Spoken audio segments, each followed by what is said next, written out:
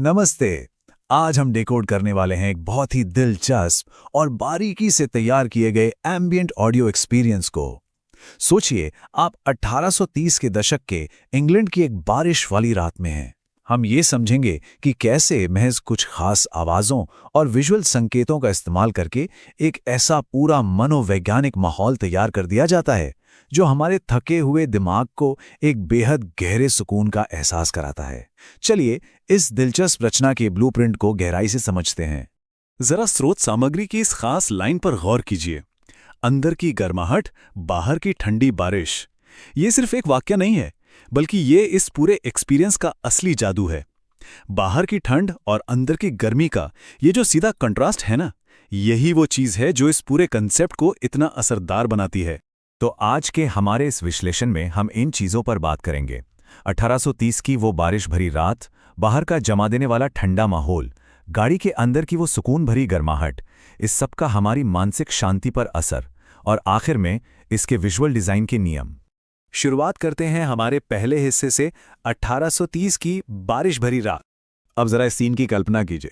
1830 के दशक का इंग्लैंड एक घना अनजान जंगल और घुप अंधेरे में धीरे धीरे आगे बढ़ती एक पुरानी सी लकड़ी की घोड़ा गाड़ी। है ना दिलचस्प? मतलब सोच कर देखिए, असल जिंदगी में 19वीं सदी की वो घोड़ा गाड़ी की यात्रा कितनी झटकेदार, खतरनाक और कीचड़ से भरी रही होगी। लेकिन उसी अनकंफर्टेबल सफर को आज के समय में हमारे तनाव को दूर करने के लिए एक अल्टीमेट रिलैक्सेशन टूल में बदल दिया गया है।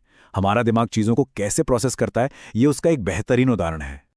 अब आते हैं दूसरे हिस्से पर, बाहर का ठंडा माहौल। बाहर का जो माहौल क्रिएट किया गया ना, वो जानबूझकर काफी कठोर और ठंडा रखा गया है। लगातार गिरती हुई हल्की बारिश, पत्तों से धीरे धीरे टपकती पानी की बूंदें, घोड़े के कदमों की वो एक लय में आती आवाज, और चारों तरफ फैला गहरा अंधेरा। और हाँ, बीच बीच में कड़कती हुई बिजली, जो एक ही समय में थोड़ा डर भी पैदा करती है और एक अजीब सा सुकून भी। ये बाहर की असुरक्षा इसलिए डिजाइन की गई है ताकि जब आपका ध्यान अंदर के माहौल पर जाए तो वो जगह आपको कई गुना ज्यादा सेफ लगे। और यहीं से हम अपने तीसरे हिस्से की तरफ मुड़ते हैं, गाड़ी के अंदर की गर्माहट। ये जो कॉन्ट्रास्ट है ना, यही इस पूरे कॉन्सेप्ट की जान है। एक तरफ बाहर देखिए, बिल्कुल गहरा अंधेरा, गीली सड़कें, कीचड़ और बिजली, और दूसरी तरफ अंदर एकदम गरम पीली रोशनी, लकड़ी का सुंदर सा इंटीरियर, एक छोटा सा चूल्हा और बहुत ही आरामदायक कंबल। जैसा कि हमने शुरू में भी कहा था, ये विरोधाभास, ये कॉन्ट्रास्ट ही वो साइकोलॉजिकल इंजन है जो आपको इतनी गहरी शांति देता है। हमारा दिमाग जब बाहर के खतरे और अंदर की इस कमाल की सेफ्टी को कंपेयर करता है, तो वो जो सुकून का एहसास है वो अपने आप 10 गुना बढ़ जाता है।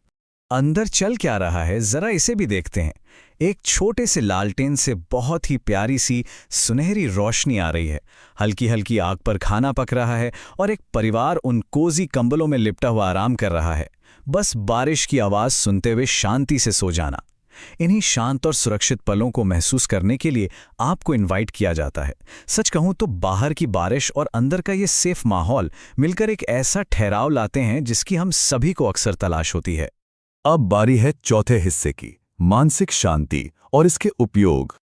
ये सब कोई इत्तेफाक नहीं है, बल्कि एक बहुत ही सोची समझी साइकोलॉजिकल प्रोग्रेशन है। देखिए, पहले मिनट में आप सिर्फ बाहर की बारिश की आवाज़ सुनते हैं और माहौल में ढलते हैं।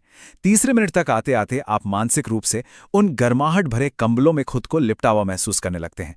5वें मिनट में आपको अंदर की वो पूरी सेफ्टी और गर्माहट फील होने लगती है। और 8वें मिनट तक आपका मन इतना ज़्यादा शांत हो जाता है कि वो बस नींद की दुनिया में जाने के लिए पूरी तरह तैयार रहता है। ये एक ऐसी क्रमिक यात्रा है जो धीरे धीरे हमें आज की भागदौड़ वाली असलियत से बहुत दूर ले जाती है। आपके मन में ये सवाल आ सकता है कि 1830 के इस ऐतिहासिक सिमुलेशन का आज के मॉडर्न टाइम में क्या ही काम। असल में ये हमारी आज की सबसे बड़ी समस्याओं का एक बहुत ही प्रैक्टिकल सॉल्यूशन है।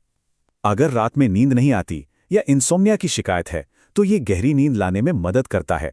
दिन भर की एंग्जाइटी और स्ट्रेस को कम करना हो, पढ़ाई के लिए एकदम लेजर शार्प फोकस चाहिए हो, या फिर बस बैकग्राउंड में एक रिलैक्सिंग वाइब चाहिए, ये आज की इस बिजी लाइफस्टाइल की एक बहुत बड़ी जरूरत को पूरा करता है।